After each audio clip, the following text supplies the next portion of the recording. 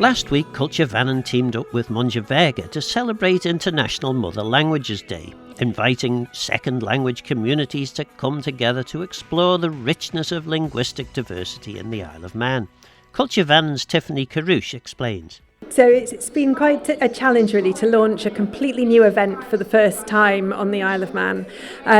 It's the very first time that we've formally organised a Mother Languages Day event, but it just seems so right to do it this year when it's 2026, Year of the Manx Language, and it's just wonderful to be celebrating our own language in amongst all of the other languages that are spoken on the Isle of Man, and it's a great way of introducing different cultures to the Manx language and vice versa. I think that sometimes that we can just go through life and forget that we've got so much diversity here on the island, and I think that people have enjoyed being invited along to be welcomed into the Manx community and to all get to know each other. I interviewed representatives of 8 of the language communities who attended the event, and they'll introduce themselves as the programme progresses. I am representing Nepal, so we have a team here of around 7 to 8, I would say families who are living in Isle of Man. So yeah, we are representing Nepal. We're talking to Nepal. And what's your name? I'm Yasna. Yasna. Yeah. What do you make of this event? What's your how are you finding it? I'm really finding it amazing and great, to be honest, to be a part of it. Coming from Nepal, we always have a theme like unity in diversity, and I guess coming here in the Isle of Man, I feel like it actually is unity in diversity, because the Isle of Man now seems like it has a lot of cultures, a lot of countries, and they are all living together, is like very united, and this event is like giving us a lot of explorance of like what's going on, what's happening, how many people are here, we don't know, how many countries are here, which we are not really aware of, but it gives an opportunity to understand every country, every languages, and especially Manx. I really love this event. I really love this event because I think we've got around 3 to 4 workshops in Manx languages, and I believe that me, especially coming here, and then everybody coming into Isle of Man, saying that Isle of Man is our new home, and it's really basic that we need to understand like what Manx is all about. Its languages, its heritage, culture, different traditions, and I think this is the wonderful program that gives us that opportunity to learn about Manx and to really appreciate Manx as our home, our new home. Well, I suppose most people in the Isle of Man won't really know very much at all about your country, so perhaps if you started to tell us a bit about that. Nepal is a country of many cultures, many languages, since we are in the event of Year of the Manx Language here, and then we are celebrating mother tongue. So I would love to specifically talk about the languages itself. We've got around like 124 languages that's been spoken in Nepal, which is amazing. Nepal is a country of Mount Everest, as everybody is aware of that. It has beautiful mountains, it has beautiful culture, it has beautiful greeneries. Everything about Nepal is amazing. And yeah. Good. A bit like the Isle of Man then. Yeah, we can be friends, of course. And in terms of the languages, and presumably 120 languages, are they in different language groups? Yeah, somewhat. Like everybody has their own sort of mother tongue, and Nepali is called as a second language, which is more like a language which unites all the people in Nepal. But they do have like their own sort of mother tongue which they know and understand. But then specifically, Nepali is a second language which unites everybody in Nepal. And how many people do you know of on the Isle of Man that speak Nepalese or come from Nepal? I think we have about 7 to 8 families here in Nepal, who speak Nepali. And I should say there's a whole load of shy people standing, standing, reaffirming your interview. Yes, I mean, like, we've got a lot of people here. We would love to talk to you as well, isn't it? It's good. Well, we'll move on. But before we do, in Manx we would say Fasta Mai, which means good afternoon. What would you? Well, tell us which language it would be your mother language, and how would you say something like that? Me specifically, my mother tongue is Nepali itself, and then if it was a good morning, I would be saying Subha Prabhat. But to make it much more easier, and then everybody knows about these words, we basically call Namaste when we introduce ourselves to anybody. It's more like of a greeting. It's more like hello to everybody. Yeah. So we go in like Namaste, Sanche hununcha, which is like hello, how are you? Are you good? Yeah, that's how we start our day. Well, I know Namaste. What was the next one? Yeah. That's Sanche hununcha. Sanche hununcha. Hununcha. Yeah, that is. Are you doing good? Yeah. Yeah. Good. And how would you say thank you? Guramayad. Oh, that's amazing. That's dhanyabad. Dhanyabad. Dhanyabad. Yeah, pretty much same. Wow. Yeah, that's good. Almost there. So I can start off by saying Kalispera. Kalispera, well done. Kalispera, very good accent. Well done. You're talking to Nadia. Nadia Katsaiti is the surname, and I'm from Greece, from Patra, which is in Peloponnese, in Greece. For those who aren't here, tell us a little bit about the Greek language. Well, the Greek language, as I said in my speech, it's quite old. It's over 4,000 years old language, and it's still spoken. It's the base for the New Greek, if you want to call them New Greek, and it's the base. It's the language that created, if I can use a word, other languages. And it's a language that a lot of languages are using, like the medical terms and scientific terms, mathematics and all these. It's and continually spoken. We still speak the same language. Of course, not at the form that it was 4,000 years ago, but in order to understand the New Greek, you need to kind of like be able to learn the ancient Greek. It helps with grammar. Yeah. And in terms of this event, what do you make of it? It's really nice. It's the first time, I've been told it's the first time that it's taking place. And it's a very nice event. All these countries gathered in one space. Different cultures, different languages, colorful, so many colors, like Brazil and Bulgaria, so lovely, all together in one space, and talk about our mother languages, talk about our cultures. That's diversity. That's can be called also equality, some form. Yeah, it's lovely. In terms then of the of being Greek, I mean, and moving to the Isle of Man, what are the things that you find different? Oh yeah, that's huge differences, cultural differences. It's so very different. However, it makes it very interesting to me. The island is so beautiful. I love the nature, because I come from a big city. Nature is lovely, living within the nature. I like it because it's quiet. I like it because it's safe. And it was like, how can I say that? So very different, but at the same time, so kind of like familiar, may I say. So I moved here in 2019. It was Tin World Day. Yeah, and it was bank holiday. And the first thing I wanted to learn about the language was the political side of the language. I knew about the parliament, I knew about the Tin World, but I wanted to learn more because I like politics. I'm Greek. Yeah.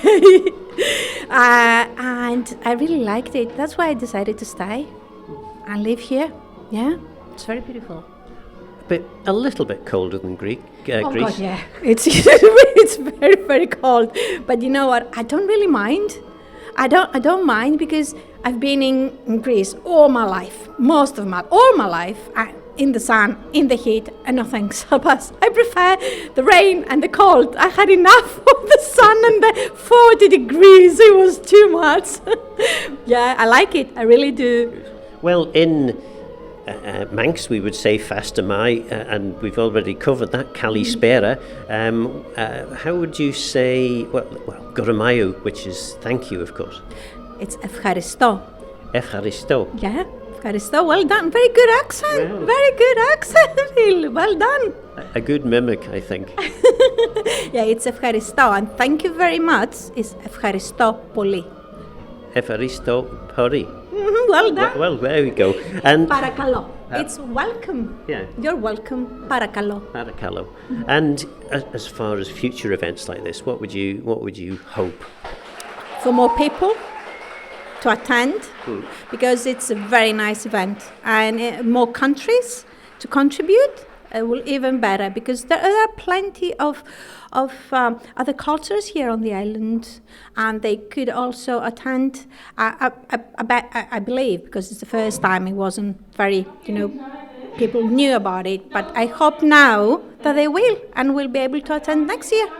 Yindasach, wonderful. And I suppose the other question, which I haven't asked you, is: are there many people from Greece living on the Isle of Man? As far as I know, we're not too many. Probably 50, maybe less than 50. And most of the Greeks are in the medical sector, the hospital and the doctors. And another minority, I guess, a few people are working at the betting section. No, very few, less than 50. Yeah. It's a lovely event, and it will be very nice if next year is even bigger and more people attend. That will be lovely. This is Jojo from Ghana. Akosia from Ghana.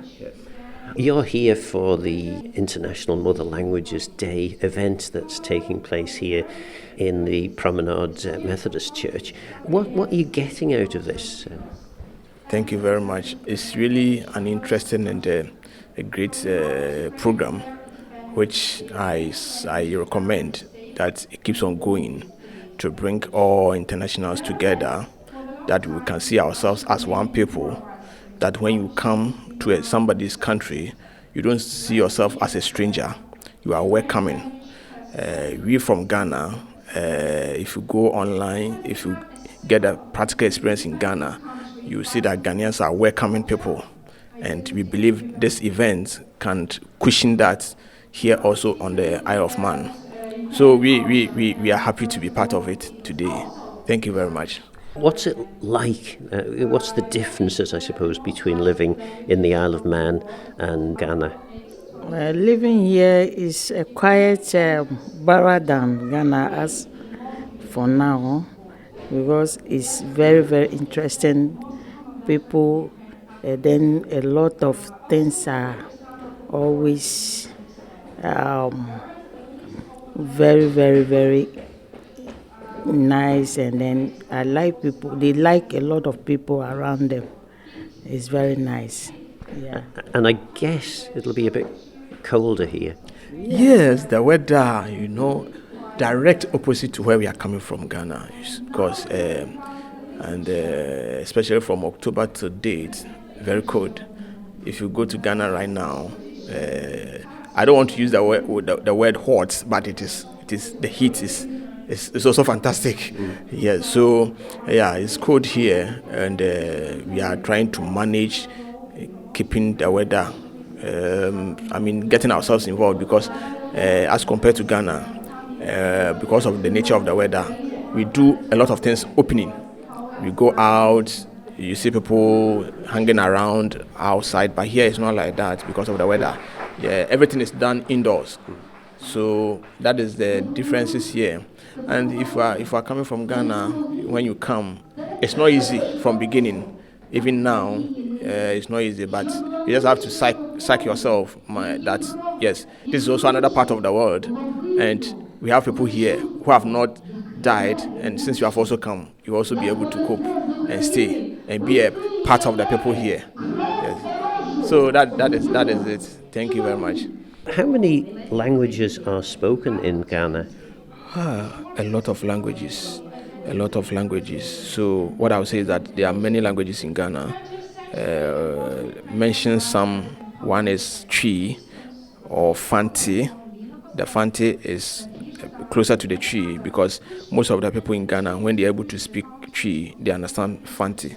Or when you understand Fanti, you can also understand Twi. So we have that one. We have Ewe, we have Gan, we have Guan, we have Wasa, we have Hanta, we have what do you call it? We have Hausa, Dagumba, Fafra. There are lots of languages. And is there a common language? I mean, what language is the common language? Okay, for now, I don't want to sound political or biased, but from my point of view, the Twi is the common one, because even when international visitors come, the easiest language they're able to learn fast and speak is the Twi. So I would say that is the Twi. And just to finish then, in Manx we would say fast am I for good afternoon. I mean, I don't know, would you say even good afternoon? But if you would say something like an afternoon greeting, what would you say? Oh, wow. So in Twi, good afternoon is Memawaha. Yes, Memawaha, which means good afternoon. Memawaha. And then you also respond Memawaha. Yes. And then in Twi, if you want to ask somebody how are you, in Twi we say Etiseng. Yes, Etiseng. And then you respond Mehuye, means I am fine. Mehuye. Yes, I am fine. And then the popular one, which is becoming international, when you arrived in Ghana, in our airports, or at the airport, they will say Akwaba. So it's becoming an international word. Akwaba means good. It means welcome. Akwaba, welcome, or you are welcome. Yamao Akwaba. Yamao Akwaba means you are welcome. Akwaba, welcome. Yeah. Well, we have a word in Manx called Yindasach, which means wonderful. Wonderful. And Yindasach, Guramayo, thank you very much. Thank you very much, Medasi in Twi. Medasi in Twi. Hello, my name's Linda. I represent Latvian language community. Tell us a bit about this event. What's your experience so far? Oh, do you know, from just the moment I entered, it was just so lovely, warm energy, and everyone's so welcoming. And I always feel very like I belong, when there's a celebration of culture, be it Manx, Latvian, Lithuanian, Zimbabwean, Ukrainian, Philippines, so many different cultures here. And it's just so lovely to see how language and cultures, even if the language is different, it feels like we, because there's so many different ones, we can kind of unite through culture.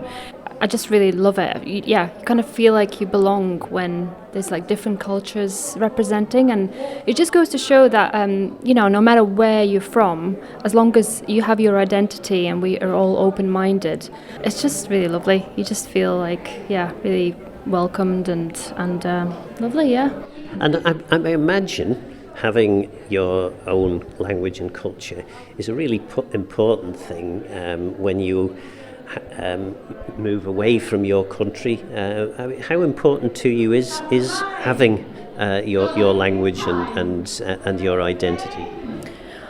Well, it really is important because I feel like language is one of the most important kind of points of expression, isn't it? So sometimes people ask me, what language do I dream in? And it's really hard to kind of remember. But, it's so ingrained in our identity, isn't it, culture? So I feel like that's the way to really explore your identity and really feel like kind of, I guess, connected to your ancestry, but also look, forward, like, ahead as well, and try and kind of continue it, even if it's a small language. And Latvian itself, tell us a little bit about that language. So it's part of the Baltic language group. There's only 2 surviving languages in this in the group. It's Latvian and Lithuanian. About 2 million people speak it. It's a wonderful language. It's 3rd most difficult language in Europe. I don't know that because I speak it from early age.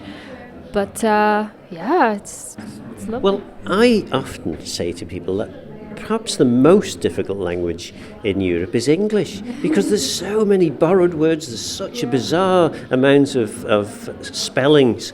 The same letter combination can be pronounced in maybe 3 or 4 different ways. Yeah, that's one thing I found, I suppose, hard to kind of learn, that how it's written isn't how it's spoken. It's a good challenge to have. And I'm asking all the people I'm interviewing about language. So in Manx we would say for good afternoon, we'd say fasta mai. What would you say in Latvian? You'd say Lajums laba pēcpusdiena. So say that again. Lajums laba pēcpusdiena. Lajums laba laba pēcpusdiena. Pēcpusdiena. That's it, yeah. Well, there you are. And the other one, of course, is Guramayu, which means thank you. Yeah, Guramayat, yeah, that's lovely. So we say paldies. Paldies. Paldies. Paldies. Mm-hmm. Yeah. Right. Oh, well, there you are. I've learned something new. And in Manx, we would say, Shen kraplag elia mahon. That's another wrinkle on my bottom. Oh my gosh, I love it. Should I say that in Latvian as well? Tā būs vēl viena krunka uz man dibena. And don't ask me to try and pronounce that. I am Bruna. I'm from Brazil. I'm living in Isle of Man for 4 years now, and we moved long after the COVID hit, and we are been living here since then. And we decided to make Isle of Man our home, and building our family here is basically that. And the Isle of Man is a long way from Brazil, obviously. And what's different about the Isle of Man, would you say? Well, I think it's quite different, mostly about the weather, because Brazil is a warm and hot country in general, and here is quite wet and cold most part of the time. But I think in general the most difference is a small community. We have this community spirit in Isle of Man. Brazil, because it's a big country, it all depends where you live there. If you live in a small city or in a countryside area, maybe you have the same mood and the same vibe. But if you live in a big city, you'll be basically like living in London or any other big city. And Isle of Man for us is this small, slow down way of living. We are looking for that when we move it. It's one of the things what brought us here. And of course, well, unfortunately, I need to say Brazil is not the safest place in the world, and here in Isle of Man we have the completely opposite. I feel very safe here. I can walk everywhere, even more being a woman. I can go any time of the day or night, and I know I'm going to be safe. No one's going to approach me in a bad way. And unfortunately, in Brazil nowadays, even in small cities like my hometown, you can go at all places at any time because, there's bad people around. And in terms of language then, Brazilian Portuguese and the Portuguese spoken in Portugal, what would you say the differences are? I dare to say, if you compare with American English and British English, they are the same, but they are different because people living in different places, they usually evolve in their own way. Brazilian Portuguese is basically the same because we take Portuguese from Portugal, but then we evolve it by ourselves. And of course, during many years, we have influence for other people, like the native people from Brazil, or even the immigrants who travel like after the Second War, like Italians or Germans, or even English language. We incorporate some words nowadays in the Portuguese in Brazil. I think that's the main difference. We have the same roots from Portugal, but we evolved ourselves with our own influence. What does this sort of an event mean to you? Do you often get asked about your culture and your language in the Isle of Man, or is this kind of a first? I think an event like that is a really nice incentive for people to get to know many immigrants, because Isle of Man is a place we have people from everywhere basically, and every time we engage in chat and say, oh, where are you from? I'm from Brazil, and people get curious, they want to know more. Most people know about the football, most people know about the carnival, but of course there's many things besides the most popular ones. And I like people in general in Isle of Man are very welcoming with other cultures. They try to incorporate them in their daily basis. They try to learn more, and I think events like that just like engage more like the public people, getting access to different like cultures and languages. And in terms then of language, we can't really go without using a bit of language. This interview will be broadcast in the afternoon, so in Manx we would say fasta mai. What would you say in your language? In Portuguese, maybe I would say bem-vindos, muito obrigada e vejo vocês na próxima. Great. And how would you say, thank you? Obrigada. Obrigado. And there's obrigada and obrigado, isn't there? Yes, because you have like the articles for men and women, and obrigado is if you're a man, and obrigada is if you're a woman. I obviously learned something from your presentation, which is a good thing. Gurumai Moyo, thank you very much. Thank you for your time. Thank you for covering this event. I think it's a very important one, and I hope they get along in the next few years with more people participating. You are talking to Claudia from Germany. How many German speakers would you say there are on the island? Ooh, I don't actually know, but I think there's probably more than I know. I have quite a few German friends here, but I know there is quite a large German community. Isn't one of the, or ex-Douglas councillors, wasn't he German? And yeah, so I would reckon at least 500, but it could be several thousand. In terms of your experience being in the Isle of Man, how is it different here to living in Germany? How is it different? Well, it's very different, I suppose. But I suppose I've lived here for so long now. I only go back to Germany for holidays, obviously where my family are from. And I've got so used to the Manx way of life that I've come to appreciate it. I like the way that things are going more slowly here. There's Tredelure. I suppose Germany is maybe more efficient in certain things, but is that always a good thing? I'm not sure. And the other thing, of course, is you are not just a German speaker and an English speaker, but you're also a Manx speaker. Shenkia, yeah. Tammy Ginzach Gilg ons na Scolen, Marisha Skimmy Gilgach. Ons Burl? I'm a teacher with the Manx Language team from the Department of Education.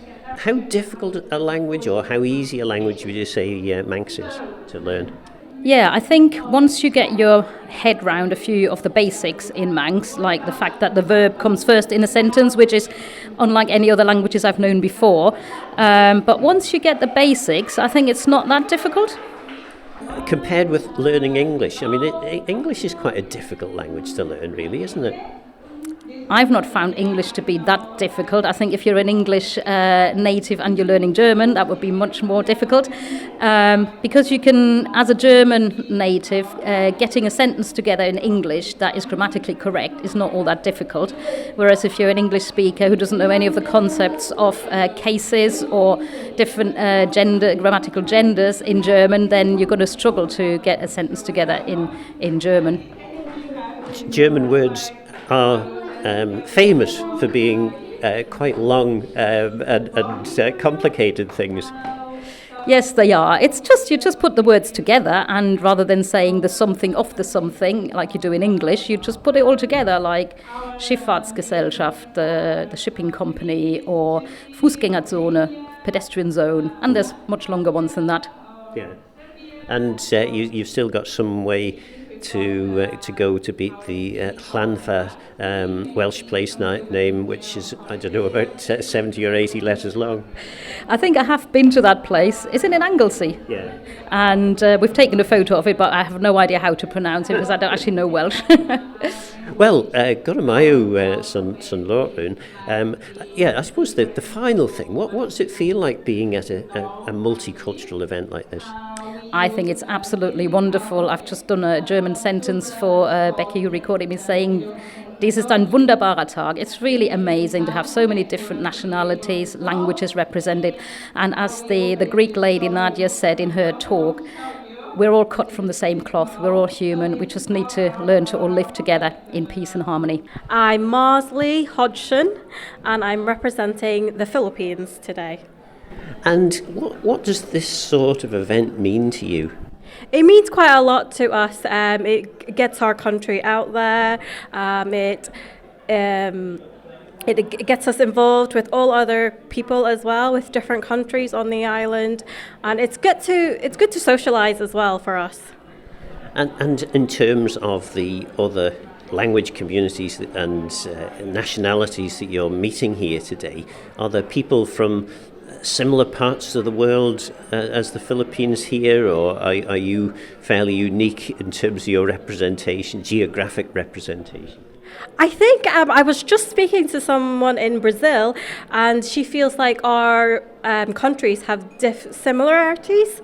Like we're both family oriented, and we're also both, so our homes we live in the Philippines. We have third generation families living in the same household, and they said they have the same.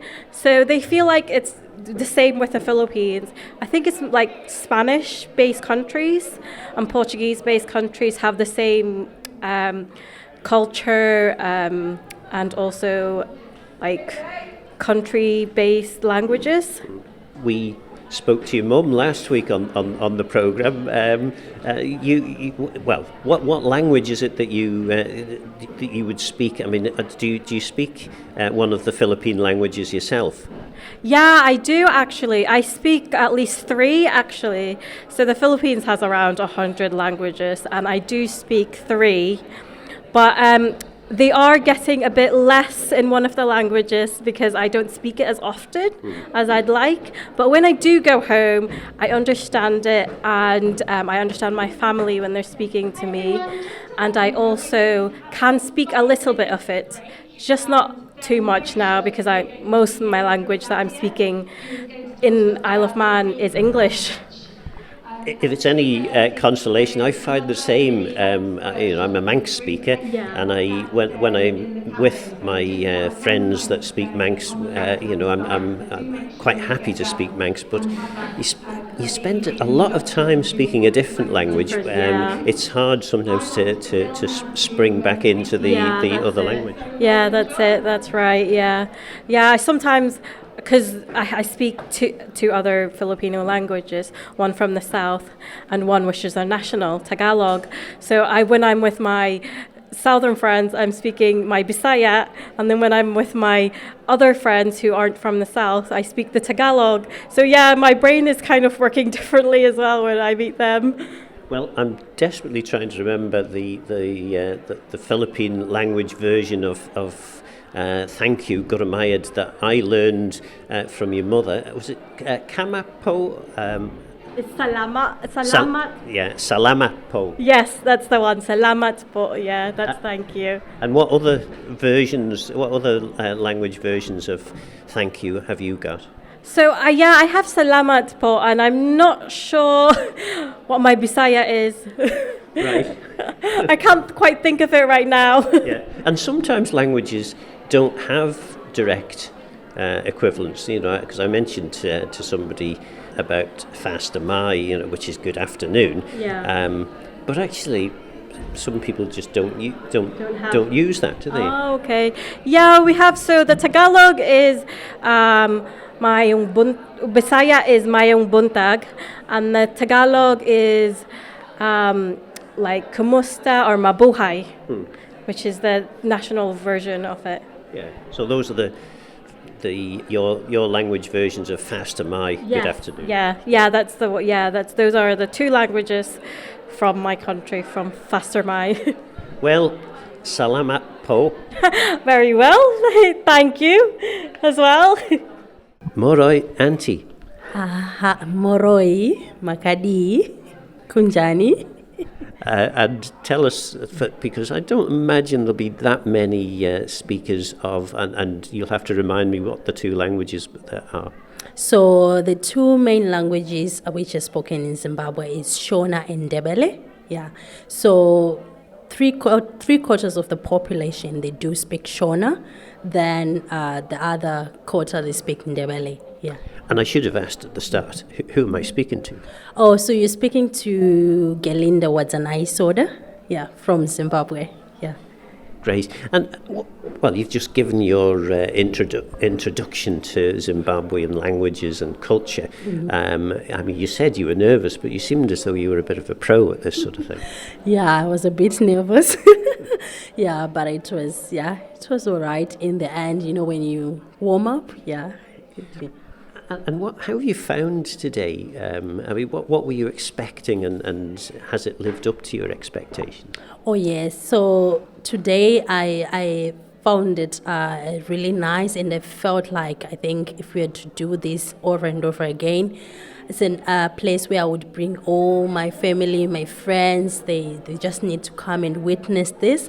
Because what I've realized is over the years, we tend to lose our culture, our roots, obviously because of moving away from home or maybe relocating and stuff. But this actually motivated me that, you know what?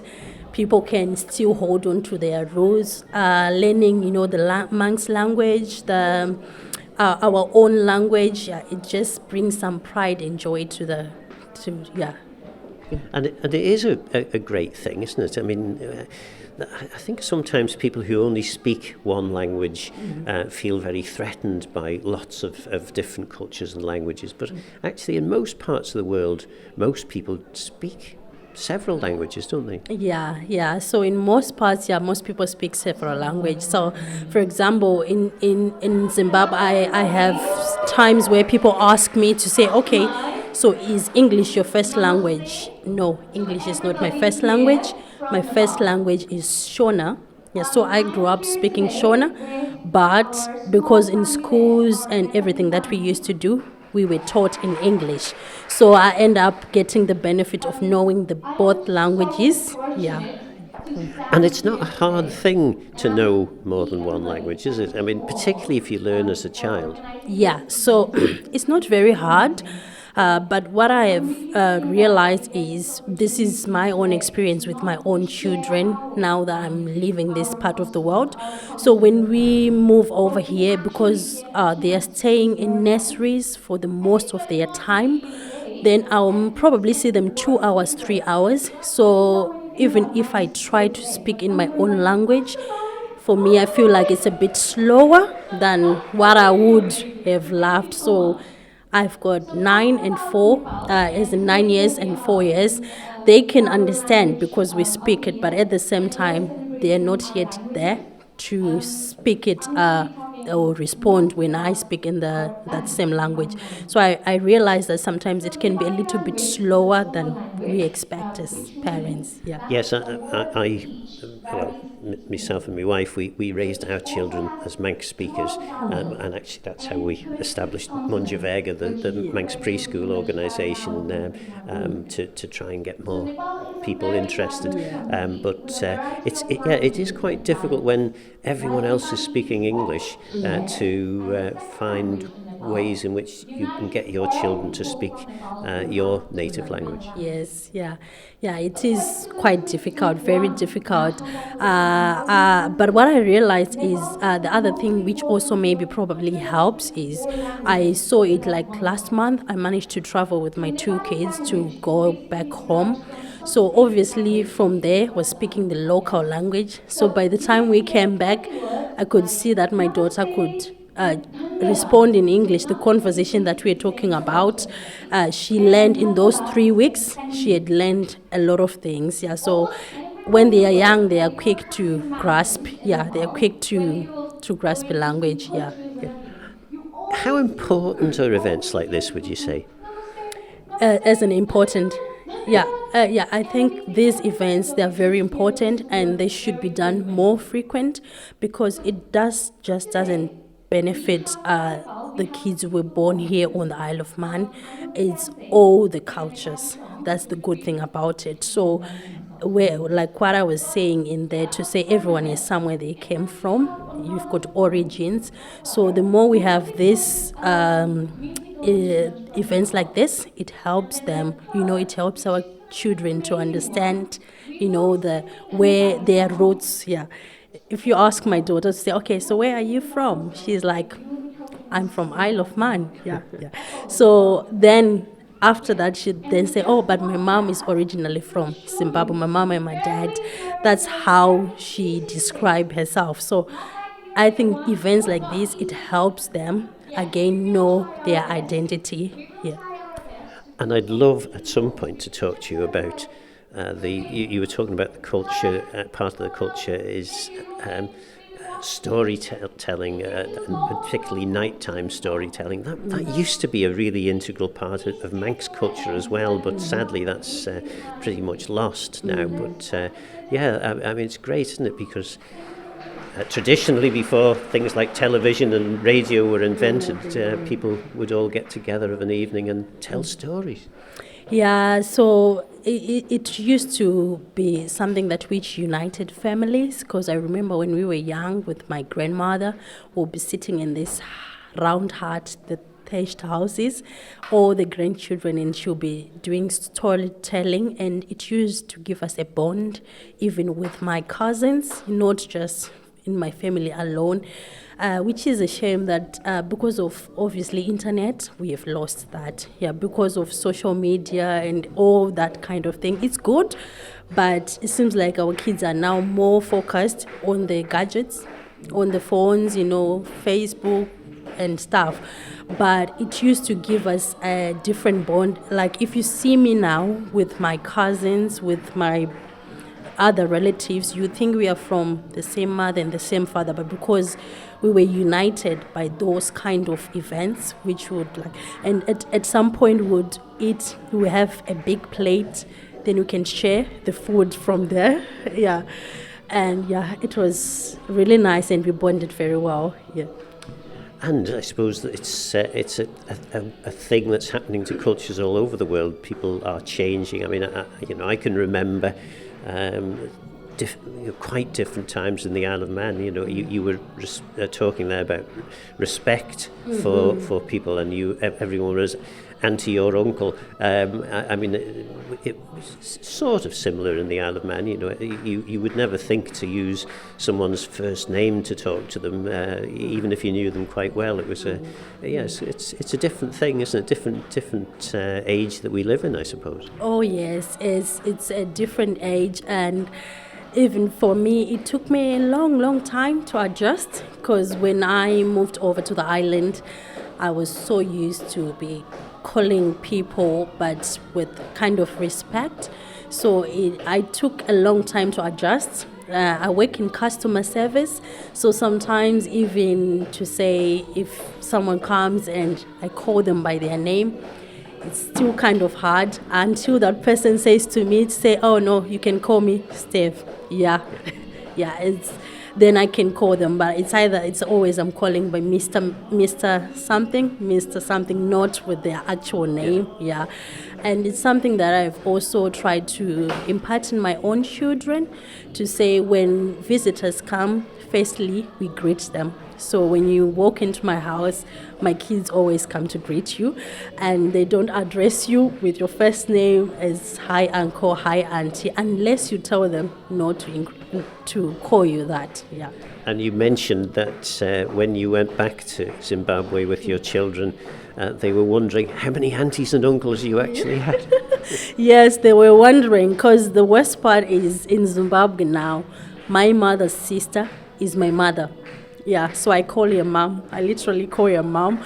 And my sisters, my children are supposed to call them mom again. So it becomes a bit confusing for them to say, how many sisters, how many brothers do you have? Yeah, but we did explain to them, and something that they understand, that it's part of our culture. We respect. So my mom's sister, even if my mom is not there, I can still say I have a mom, because she is in the same capacity as my mother, as my real mother. So, yeah, my kids are starting to understand it now. Even they can say, oh, you mean dad in Australia. So they can now differentiate as in by places or location. So if they're talking about my mom, or you mean grandma in Budiriro, or you mean grandma in Beatrice. So those differentiations, they now know how to use them as well. Yeah. Well, it's been lovely to talk to you, and in Manx we would say Guramayu, thank you. How would we say that in the two Zimbabwean languages? Tinotenda, siyabonga. So tinotenda, thank you, siyabonga, thank you again. Yeah. Tinotenda? Tinotenda. Yes. Yeah. And the other one was? Siyabonga. Siyabona. Yeah, siyabonga. Yeah. Hello, my name is Arun Kar. I am happy and delighted to attend this multicultural Manx Language program. And what's your overwhelming feeling about being here today? Yeah, it's a very. I'm very delighted to attend this program basically.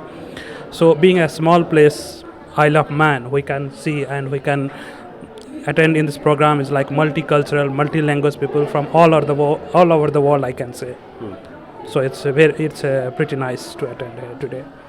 And what's the difference between living in the Isle of Man and living in Nepal?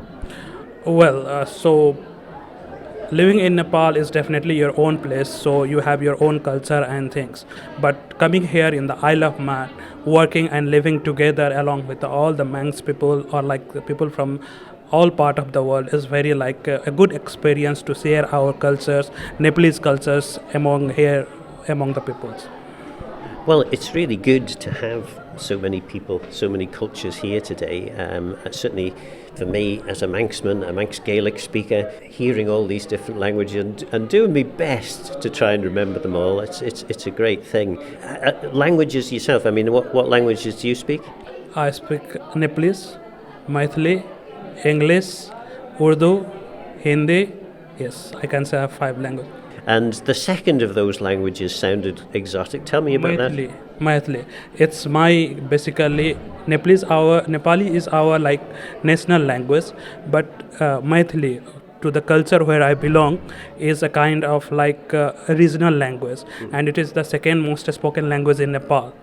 So it's almost similar, but the way we present, the way we speak is a bit different, but the letters and everything is same as in Nepali. And we heard before that a greeting would be namaste. Yes. Is that the same? Yes, pretty much same. We call it namaste and we call it like a thank you as a dhanyavad. So it's almost similar, but in between like we have a different, like how are you?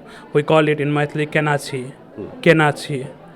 Yes, in Nepali we call sanjay hununcha. In English we call how are you? And in Maithili we call it kenachi. Well, Kenastau would be the Manx version. How are you? not that much, because most of the people living here will speak the English, and the place I work is mostly the English speaking people. So we are very much like less exposed to the Manx language, and it's really feel good to have like know something about the Manx language here today. So it's Wendy Shimmin, the coordinator of the One World Centre. And this must be a dream for the likes of the One World Centre, this event. It's fantastic to see so many people from so many different cultures all here celebrating in the Isle of Man. Well, I think it's just being part of a community, isn't it? So people feel part of their own communities, whether they're Manx or from another culture, but it's just so nice to be able to share that and to enjoy and, give people a bit of an education as well about lives beyond our small island. From all around the world. It's been really nice to see such a wide variety of cultures represented here today, and people are really proud to show what their homes, their original homes are like, and to help other people enjoy those as well. Because we all like doing that, don't we? We all like talking about where we come from, and as a Manx person, I love to talk about my island and the language and the culture that comes from here. And it's the experience I've had is that people are as interested in our language and culture as we are in theirs. Yeah, absolutely. I mean, the One World Centre is all about finding those points of connection, and events like these really help that. You find, you speak a different language, but you enjoy this food, or you like to go to a beach somewhere, whatever it is. It makes, we are all so connected, and we tend to forget that, and this is a wonderful opportunity to share all those experiences.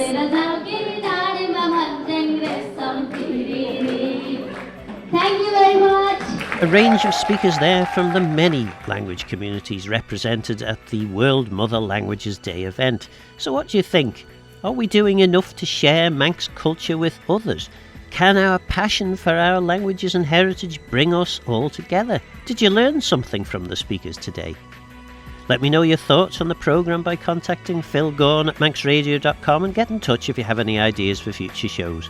Don't forget, this programme is available as a podcast. I'm Phil Gorn. Go to Myos and Geistjacrum. Thanks for listening.